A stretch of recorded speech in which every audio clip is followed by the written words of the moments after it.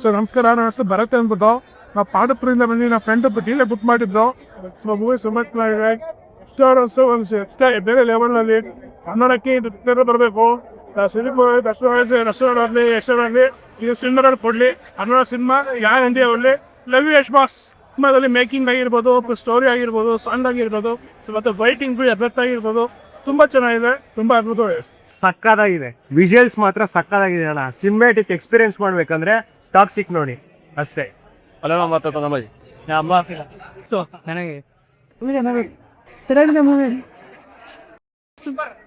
ಏನ್ ಇಷ್ಟ ಆಯ್ತು? Biting super.